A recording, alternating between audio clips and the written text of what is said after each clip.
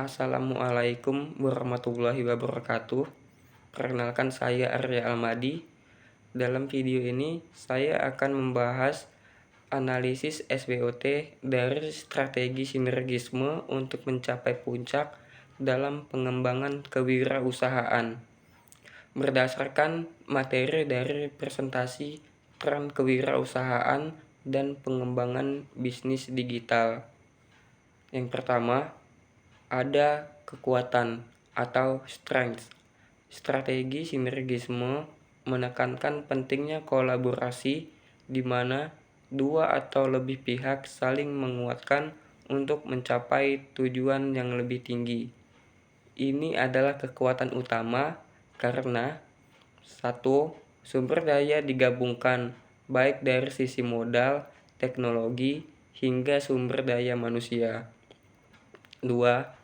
Skalabilitas bisnis menjadi lebih cepat karena setiap pihak membawa kekuatan uniknya. 3.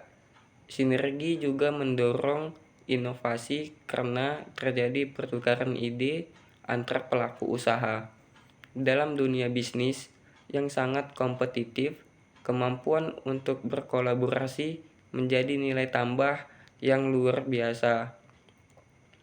Namun, strategi ini tentunya memiliki kelemahan. Beberapa kelemahan yang perlu diwaspadai adalah 1. Adanya perbedaan budaya organisasi atau visi misi antara pelaku usaha dapat memicu konflik internal. 2. Terkadang ada pihak yang terlalu bergantung pada pihak yang lain, sehingga menurunkan fleksibilitas dan daya inovasinya. 3. Selain itu, pembagian hasil atau keuntungan bisa menjadi sumber perselisihan jika tidak dikomunikasikan dengan jelas sejak awal. Ini menunjukkan bahwa sinergisme butuh keterbukaan, komunikasi, dan kesepakatan yang kuat. Lalu dari segi opportunities atau peluang. 1. Kolaborasi membuka jalan untuk memasuki pasar baru yang sebelumnya sulit dijangkau secara mandiri. 2. Risiko usaha bisa didistribusikan sehingga tidak ditanggung oleh satu pihak saja. 3.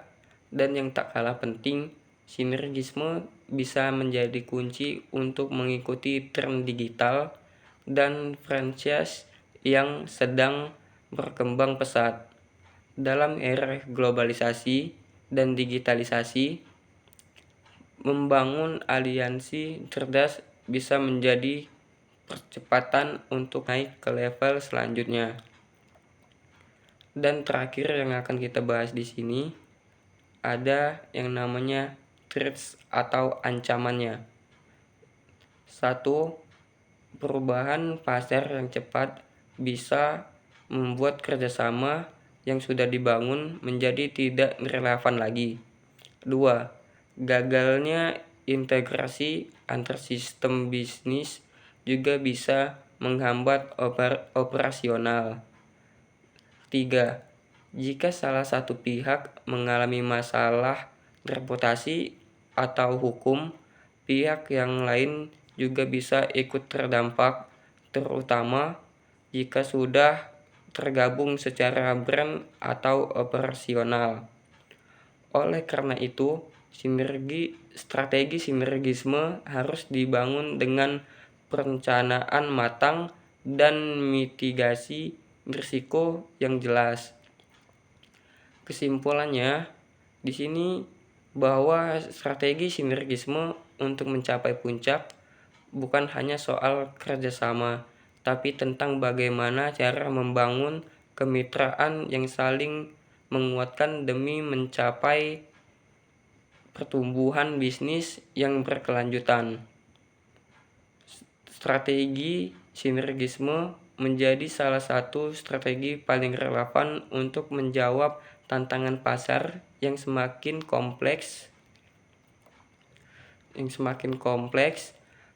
dengan menggabungkan kekuatan sumber daya jaringan, dan keahlian masing-masing.